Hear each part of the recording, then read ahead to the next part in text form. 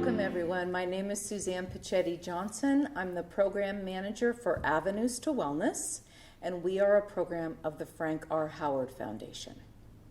I am very pleased to introduce our guest speaker today, Jacqueline Williams. She is the executive director of the Ford Street Project.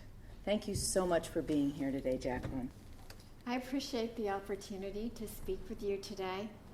I'm sure you're all well aware of the toll addiction continues to take in our community, and I hope today I'll be able to inform you of what Ford Street capabilities are and the services we provide, share some collaborative efforts that are working well with our community partners, and plans for an expansion. I'll begin by introducing myself. I've had the honor of leading the Ford Street organization since 2010, serving as the executive director. And as I prepared my remarks for speaking with you today, I realized I'm probably talking to predominantly healthcare professionals and folks that really care about the healthcare opportunities in our community. And I need to be really honest with you. I care deeply about healthcare in our community, but I'm not a healthcare professional. I'm a businesswoman.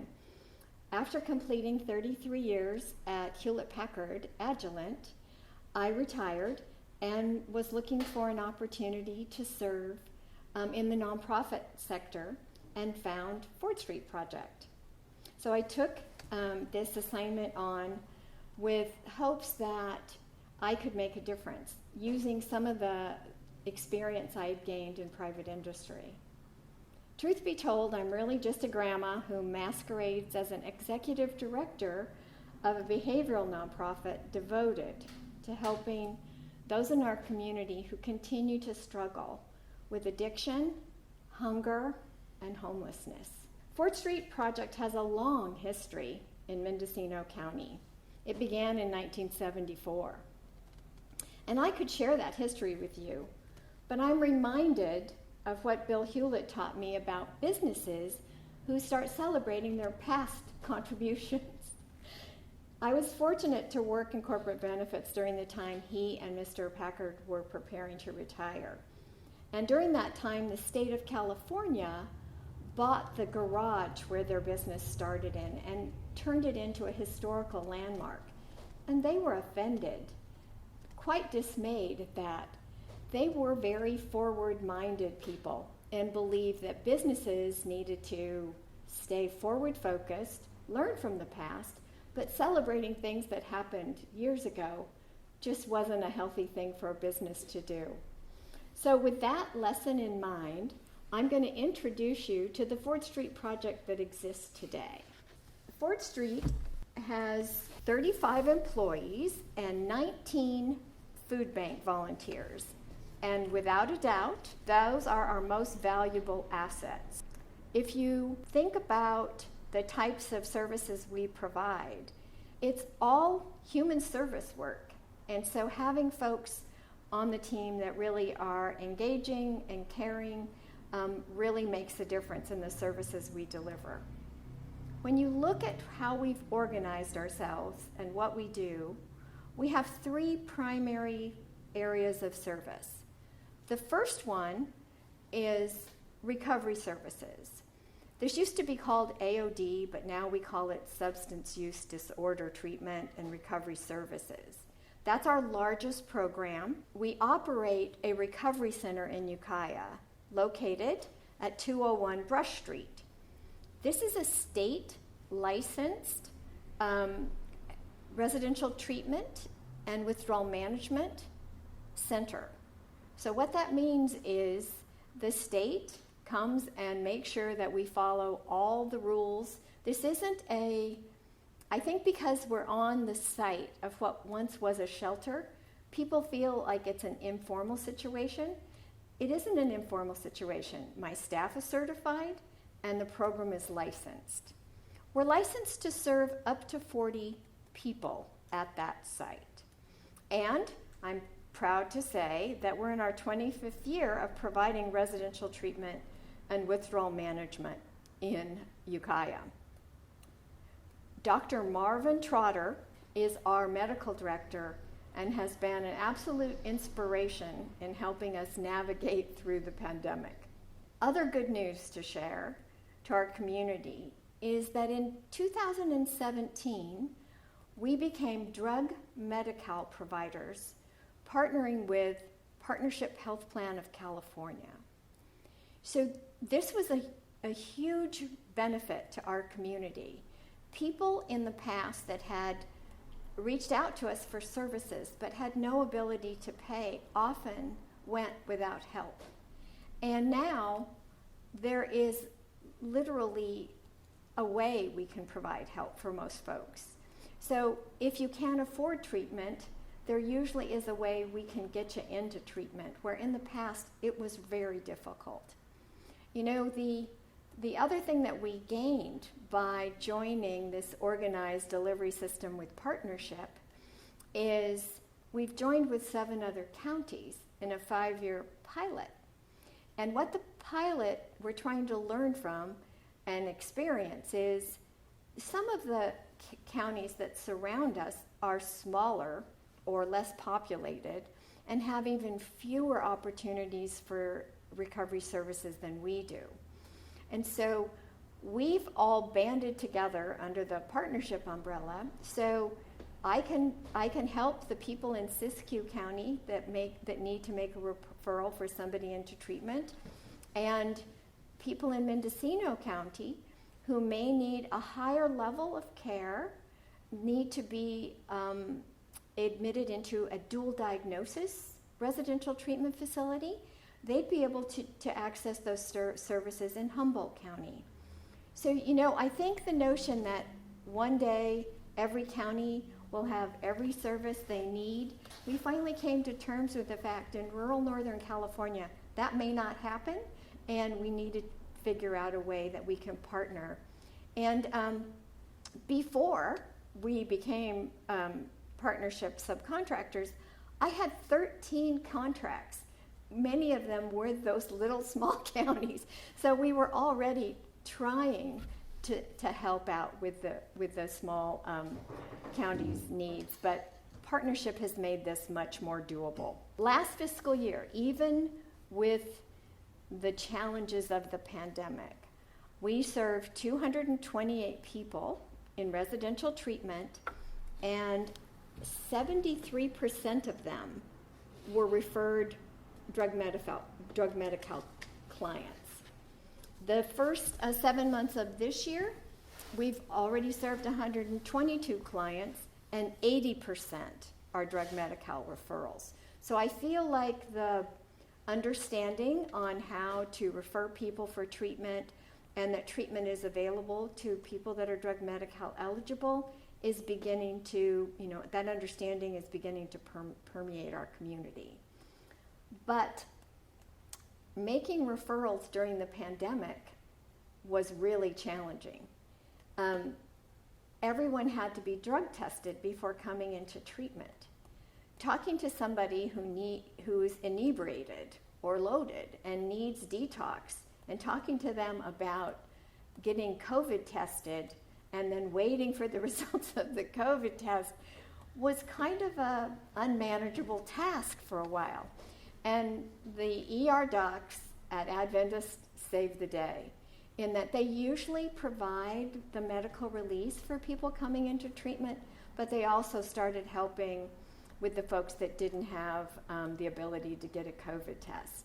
I have to say, in the early days when we were all still trying to figure out COVID testing, we had people that we just lost track of, people that needed help, and 3 days later, you know, we couldn't even find them to check to see if their COVID test was positive or negative. But again, I really appreciated the partnership that we have with ER docs and their understanding with what really works and what really doesn't work as we serve this population. Our withdrawal management program is typically a 3 to 14 day stay, and before the last several years and the challenge of the opioid crisis, I would say that we usually serve folks that have an alcohol abuse problem or people that have a substance use abuse problem. The risk that has come our way and that makes withdrawal management such a challenging and important service for us to provide is today many people are using prescription drugs with their alcohol or illegal substances with alcohol, and the combinations can really be really risky. So, but also, not of such a risk that the folks would have to be hospitalized. So I feel the pandemic taught us that we don't have infinite ER capacity or hospital bed capacity.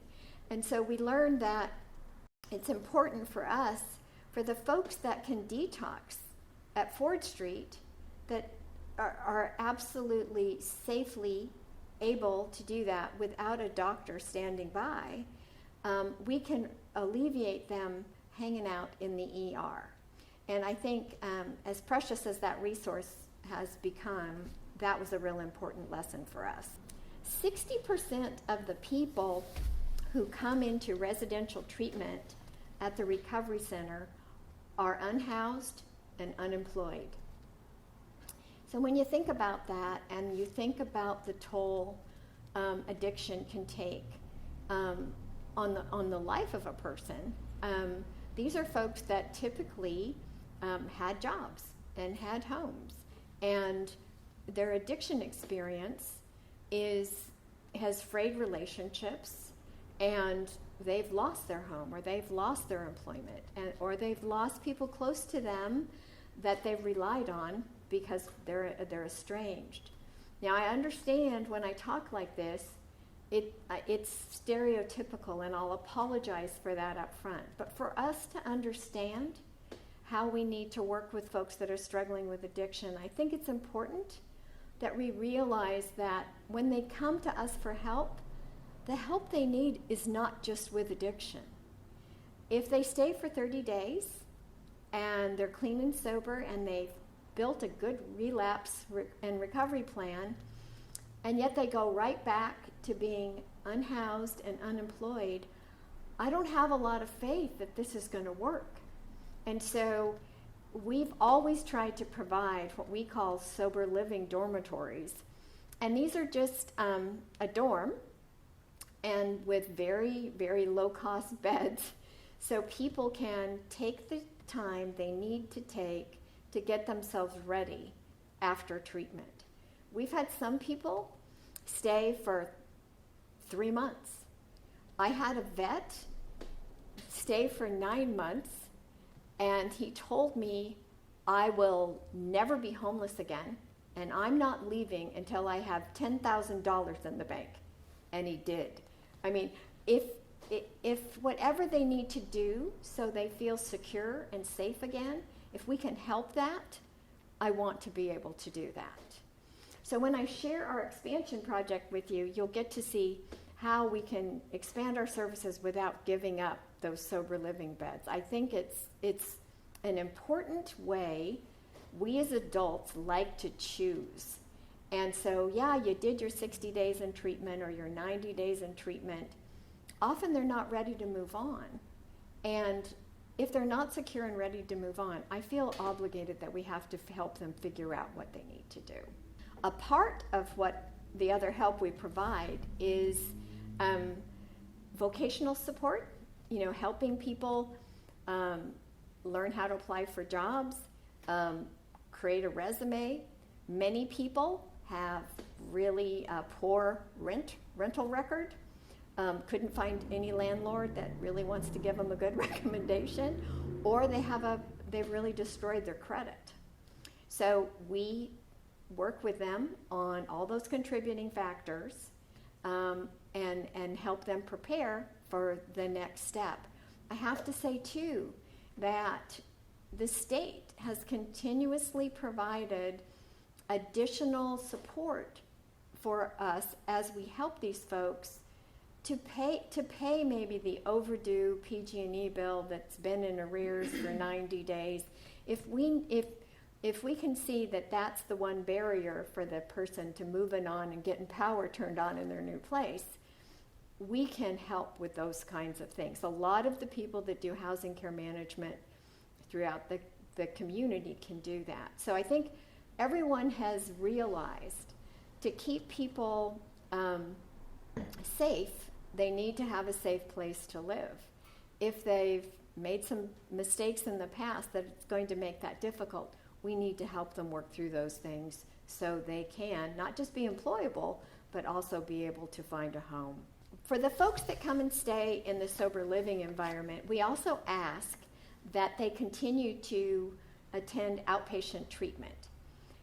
A part of recovery is building a new life habit or some new life patterns, and building that habit of attending 12-step meetings and outpatient treatment is just a good reminder, and it gets everybody off on the right foot.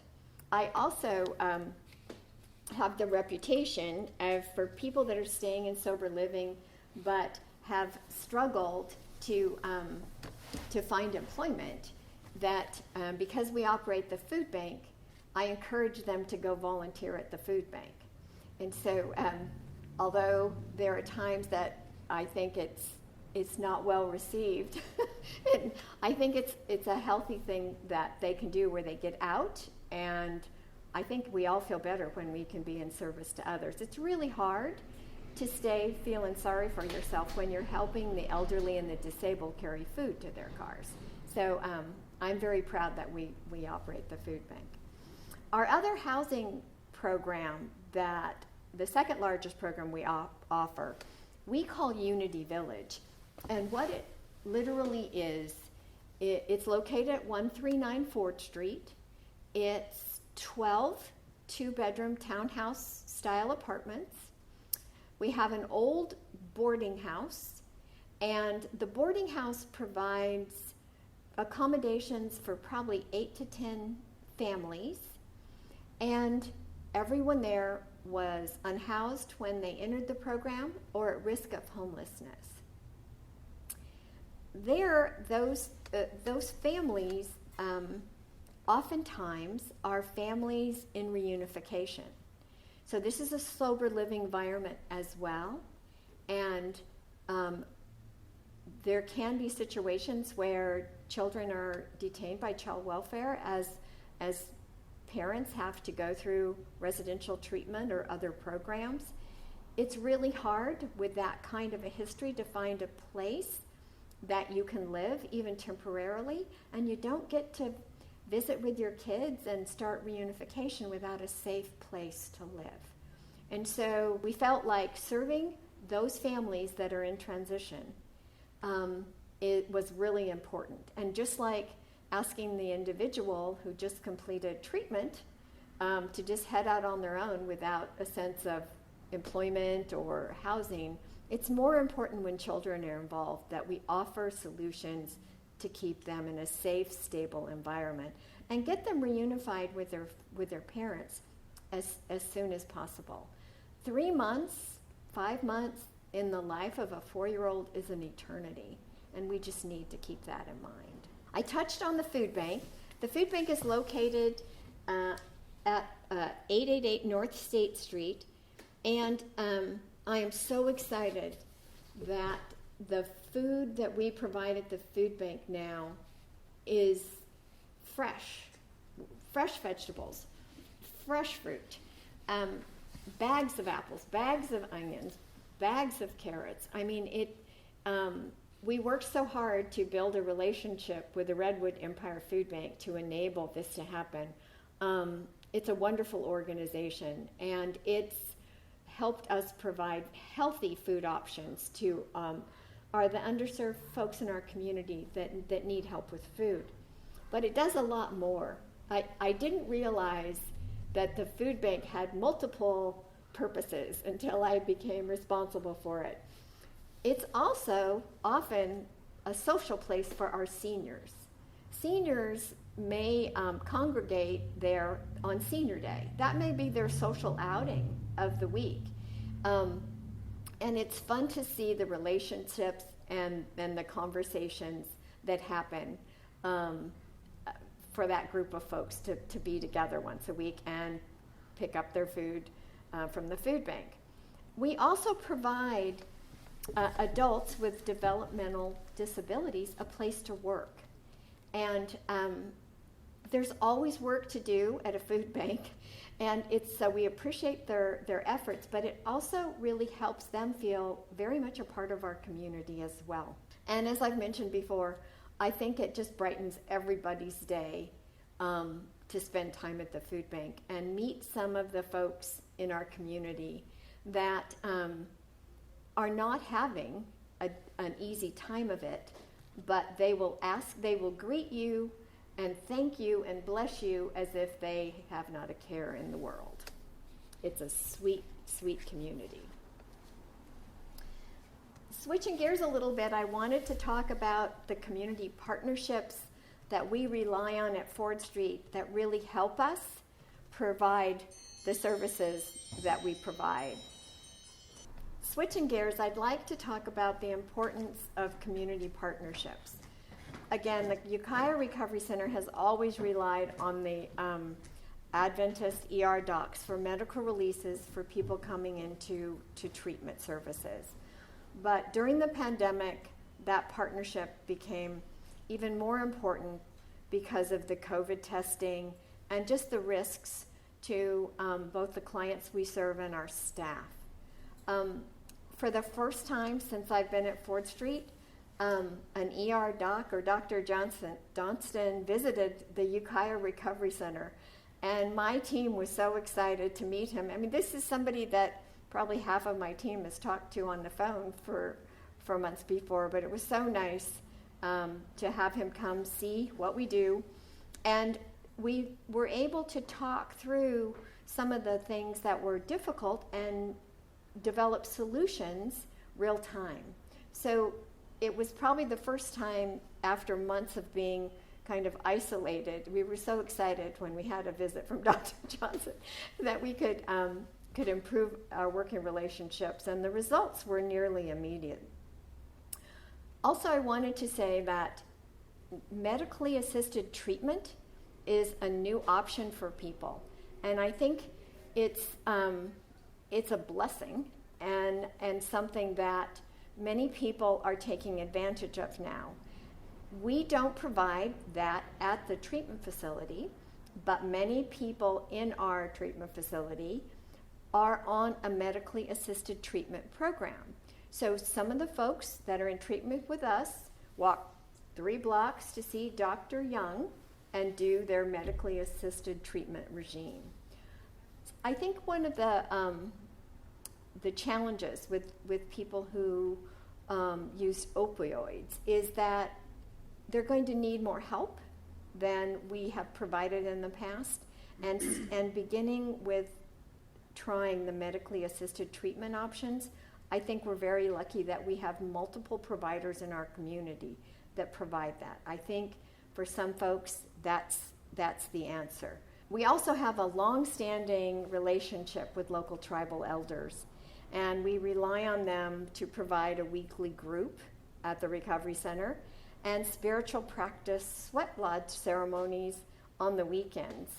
30% of the people who work at the Recovery Center are Native American, and typically about 12% of our clients are Native American.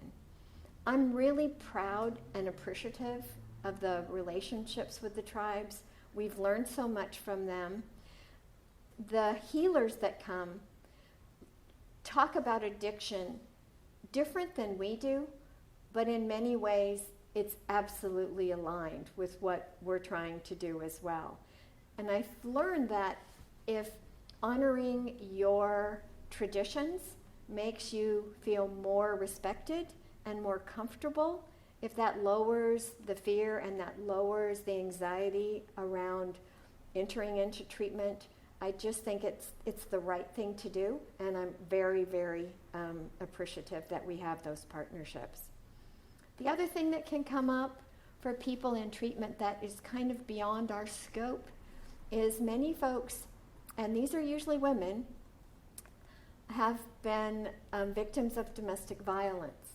And so the alcoholism or the drug use may be because of events in their past that they haven't really worked through yet, and yet self-medicate with some of those substances.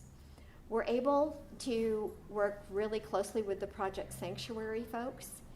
You know, they provide the very specific help for people that have experienced that situation that I really believe helps them work through the issues and makes it easier for them to move forward in their recovery.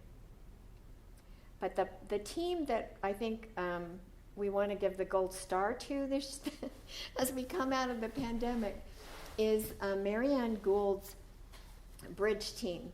Marianne has what I call a substance use navigator in every ER at every hospital.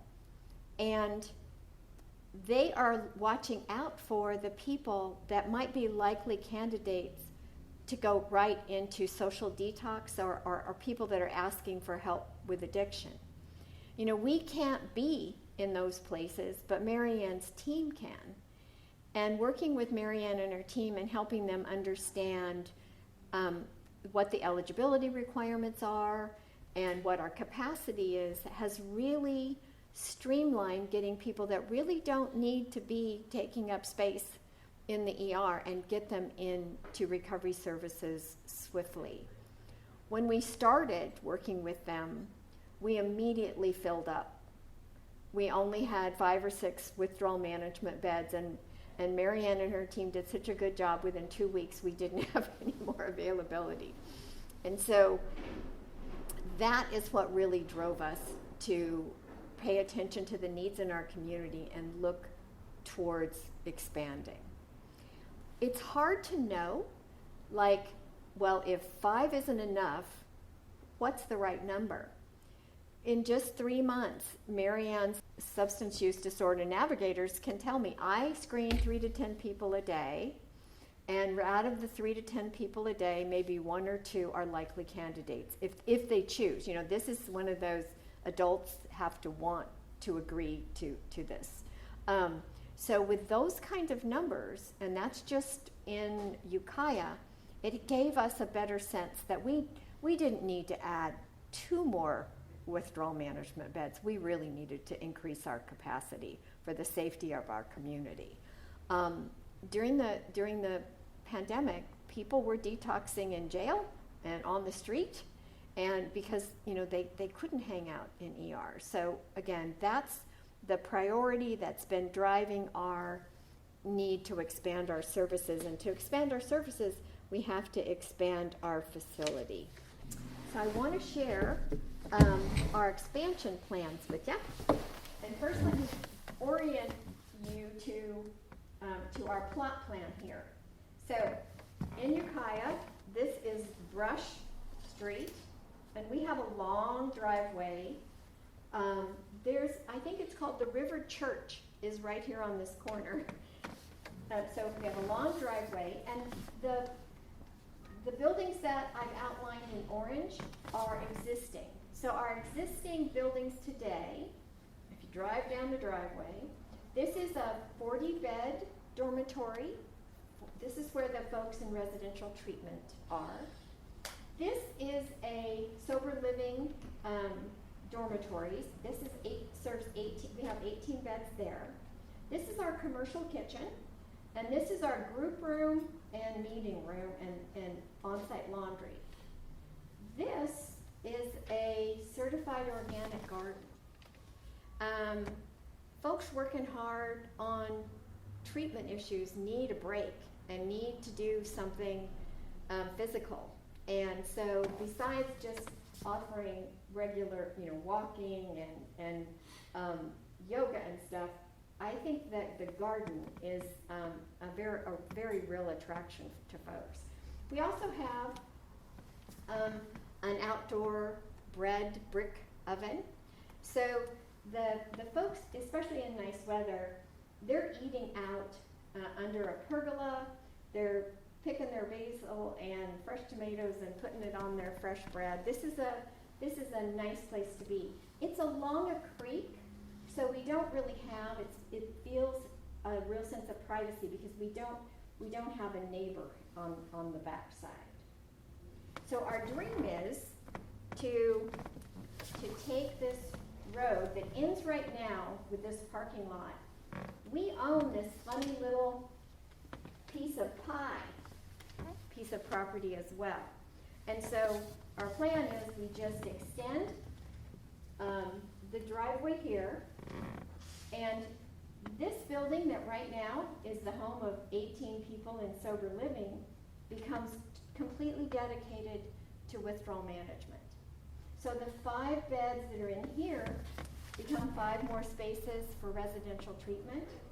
The 18 people that are sober living clients here, we're going to build this same thing right over here. And this will just be just for folks that are going through the social detox program. This building here is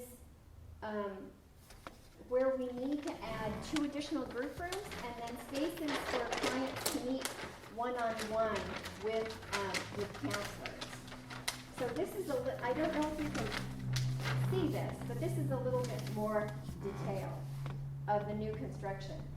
We have that one little group room now, and it's, we do groups, process groups, educational groups all day long.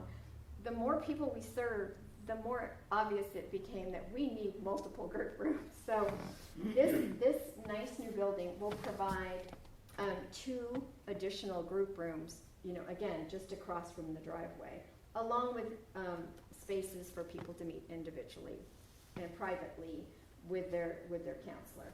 And then this, again, is just what we built before. We're just replacing the one that we've repurposed to use for withdrawal management.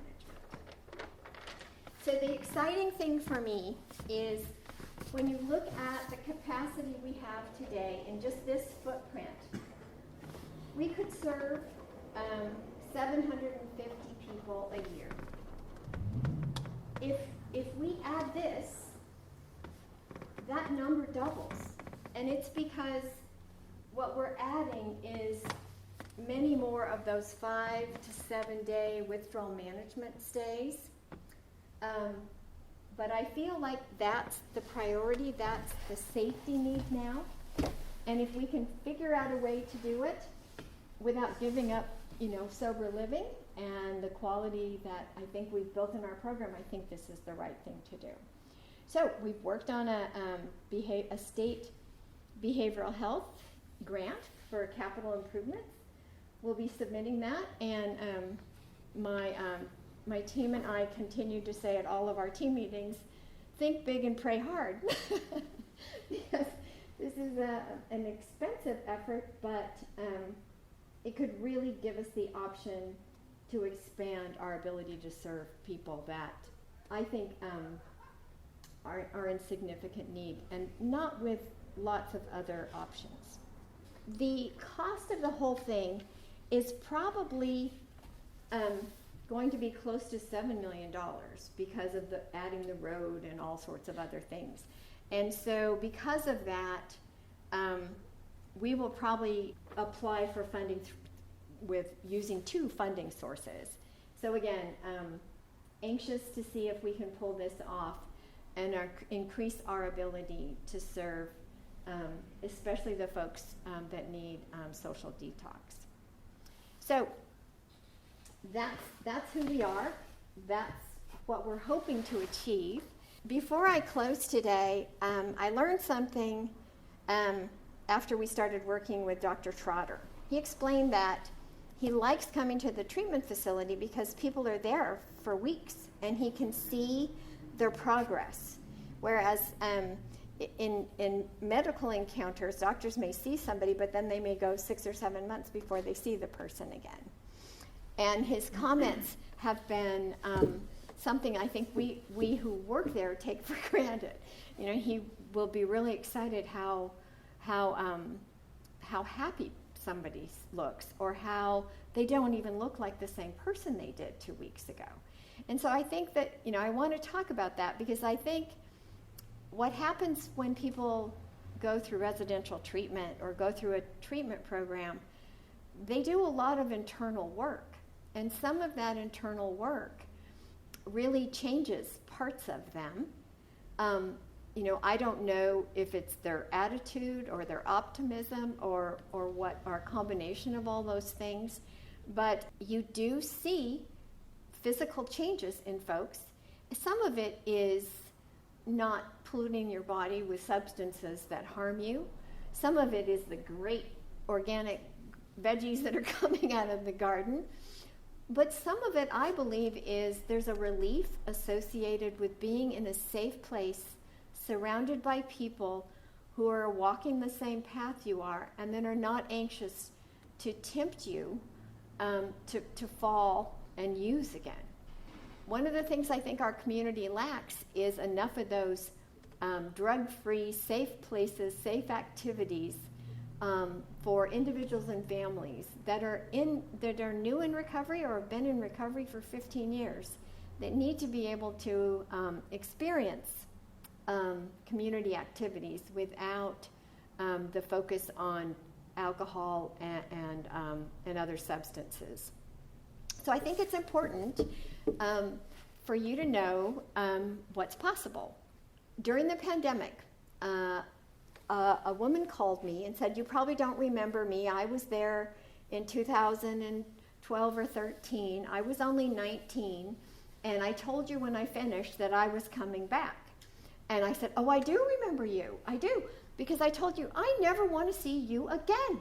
And she laughed and she said, "No, I'm going to go become an alcohol and drug treatment counselor, and I'll be back." And during the pandemic, when we were so short-staffed and suffering trying to hire, we get a call from this young woman who says, "Is there any chance that I might be able to interview for a job?" So I do think that when you put out goodness in the world and you do right by people, it really comes back. She's explained to us, it took me several years because I've had 2 children too. So it took her a while to get back to us, but she's an enormous advantage. And during a time it was very difficult to find staff. So again, it's just, even in this day and age where it's hard to find people to help you, it's possible. It's possible. There's a young father of 4 young children who ended up doing a short stay in jail because of drug offenses, and his children were detained. And he came back and lived in the Unity Village housing program. In 4 years, he completed all the expectations set forth by his probation officers, by the Family Dependency Drug Court program, and he completed his 2-year degree at Mendocino Junior College. He has gained employment. He has found a home with a backyard. He's working full-time. He has enrolled. He has 1 child that needs some special needs help. He has found that help, and he's done it on his own, but also supported by these other friends he made in recovery. Now, I am trying to imagine taking on 4 small children. When he moved in, none of them were in school. And so we knew he wasn't going to rush right out and start looking for a job, because he was pretty committed to taking care of the kids until they got school age. But again, it took him 4 years, and he did it, and he did it wonderfully well. And he's proud of himself, and I'm proud of him, and his kids just think he's just the best. One of the things that the kids would do that I loved is they'd get jealous of him doing his homework. He'd sit out on the patio watching them play in our playground, and he'd get up to go in the house to get something for them, and they'd hide his books.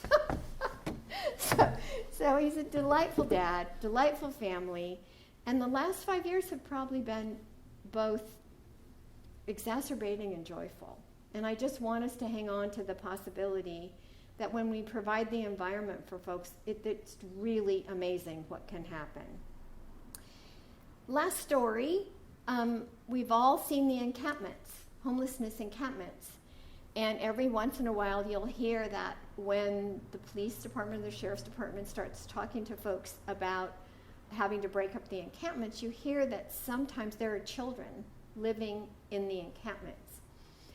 Again, our homeless family program reached out when we heard that there was a dad with a 4-year-old girl living in it kind of was like an abandoned vehicle. I don't really think it was operable.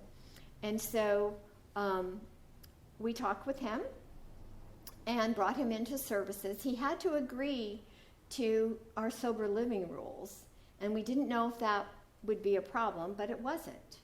What we learned is he's a vet, and he has PTSD issues. And doing the things he needed to do to enroll in services and to gain housing support and things like that were overwhelming for him. And I think he somewhat lost track of time, how long they'd been just staying in this, substandard place to live. But he had a 4-year-old child there. So it didn't even take him 4 months. The vets provide services for people in this situation. And, besides finding him a voucher and an apartment, and access, reconnecting him with the behavioral health services that he needed, they were also able, to help with the little child. Children that grow up or exposed in those encampment situations or at homeless shelters, it's proven that it's very traumatic. They don't ever really relax. There's strangers walking around that they don't know.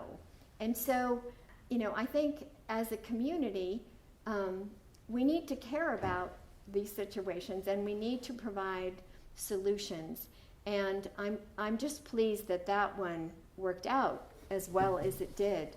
And you just hope that, as we move forward, we don't have so many children that are in those situations where literally they have a parent that's just struggling and just needed some support.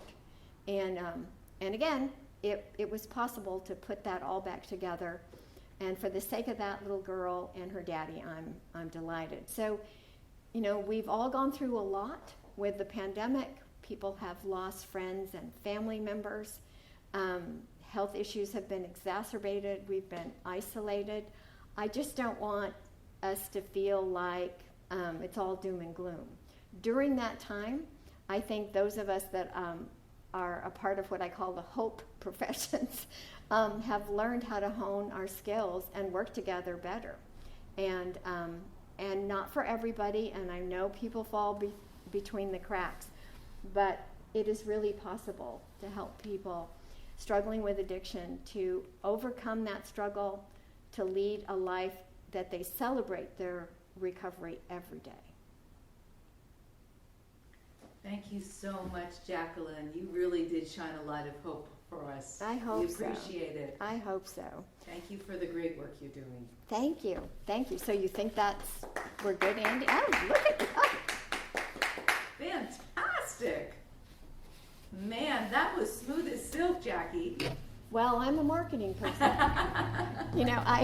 That was beautiful. I love how you ended with those stories. Well, I feel like, there are a lot of people that have biases against addiction, people struggling with addiction. They think it's a moral failing or homelessness people. So I feel like I have to keep the human face in my back pocket. Yes. Because I don't really believe people really believe that. I mean, it's almost like, I wish you could hear yourself when you say this, Yes. The side story on that little girl, the first time I guess they'd been there 2 days, and she wouldn't come out of their little bedroom. She was so excited they had a bedroom. She wouldn't come out of she'd never had her own bed. She wouldn't come out. And so finally, her dad had to bring some paperwork into the office. And so I go down, and she's there with her dad. And so I get down, and real quiet, I just said, "Hi." And she screamed. She screamed at the top of her lungs. And she grabbed onto her dad. And he said, "She'll be okay. She'll be okay." And it's like they're traumatized. These kids have been traumatized. Within 6-7 days, I'll walk out to get my hair. She yells, "Hey, lady!"